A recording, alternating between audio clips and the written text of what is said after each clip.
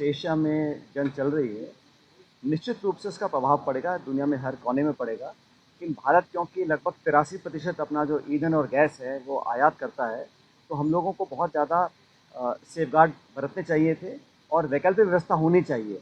अभी से खबरें आ रही हैं देश के अलग अलग कोनों से कि गैस के, पेट्रोल के दाम बढ़ सकते हैं, बढ़ रहे हैं और सिलेंडर के, एलपीजी के बढ़ गए।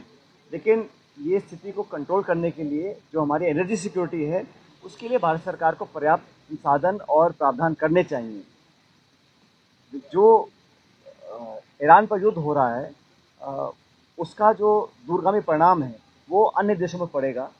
और मैं ऐसा मानता हूं कि सरकार को ना सिर्फ इस पे शांति की तरफ बढ़ने के लिए कदम उठाने चाहिए, लेकिन भारत सरकार का जो स्टैंड है, जैसा कल कहा पार्लियामेंट में, उसको कारगर करना चाहिए कि डीएस्केलेशन हो, वायलेंस खत्म हो और कूटनीतिक रास्तों को दोबारा तलाशा जाए। इसी में सब लोगों का हित है, मैं ऐसा मानता हूँ।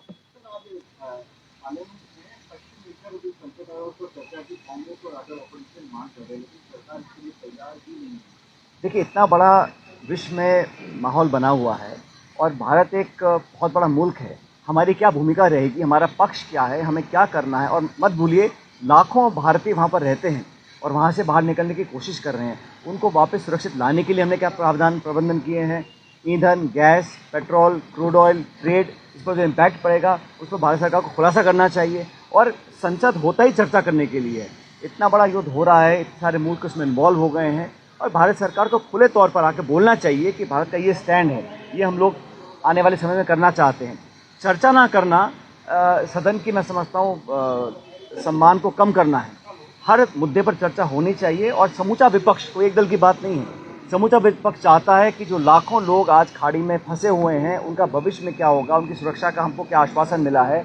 अगर भारत सरकार ने द्विपक्षीय वार्ता की है उन सभी मुल्कों से, उसका क्या परिणाम आया, कब तक वो लोग वापस आ सकते हैं और हमारे दूतावास वहाँ पे क्या प्रबंध कर रहे हैं लोगों की जान माल की सुरक्षा के लिए। बहुत सारे इश्यूज हैं और इन तमाम मुद्दों पर चर्चा सदन में होनी चाहिए। और अगर सरकार नहीं करना चाहती है तो कुछ ना कुछ छुपाने को होगा या कुछ ना कुछ बताने से हिचकिचा रहे होंगे। मैं इसको गलत मानता हूँ।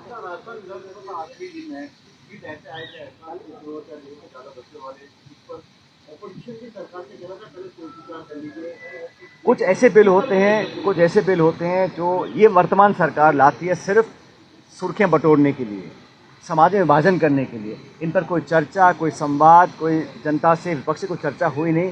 सिर्फ और सिर्फ प्रदेश में मैसेज देने के लिए कि धर्म और जाति के नाम पर हम राजनीति करेंगे और ये संकेत देने के लिए इस प्रकार के बिल लाए जाते हैं। मैं इस प्रकार के बिलों को गलत मानता हूँ, क्योंकि इससे आपस में दूरियां बढ़ती हैं, लोगों को आकांक्षाएं होती हैं कि हम लोग भविष्य में क्या कर पाएंगे। और इस बिल को लाने का कोई ज़रूरत नहीं थी और ना किसी ने डिमांड करी थी। ये तो सिर्फ पॉलिटिकल हित साधने के लिए सरकार बिल लेकर आई है। बाकी सरकार की 2.25 साल की परफॉर्मेंस है, हम सब ने देख ली है। सिर्फ और सिर्फ घोषणा हो रही हैं और पूरे प्रदेश में ये मालूम नहीं है कि सरकार किस दिशा में जा रही है। मंत्री कुछ बोलते हैं, अफसर कुछ करते हैं, घोषणा कुछ होती है, धरातल पर काम होता नहीं है। तो सरकार निश्चित रूप से बैकफुट पे इसलिए भी है क्योंकि वो चुनाव कराने से डरती है। कोई स्थानीय चुनाव कराने के लिए सरकार की मंशा नहीं है। बार बार बहानेबाजी होती है, कभी कोर्ट कचहरे का एक्सक्यूज़ आता है या कोई और प्रावधान लेकर आते हैं। लेकिन पंचायत, नगरपालिका ये चुनाव संविधान में लिखा होने चाहिए। किसी न किसी वजह से जानबूझ के इनको टाला जाता है और जनता समझ रही है कि भाजपा की सरकार एक्सपोज हो गई है, क्योंकि अब जनता के बीच जाएंगे तो बुरी तरह हारना बीजेपी को पड़ेगा। इस हार के डर से ये सरकार बैकफुट पर है।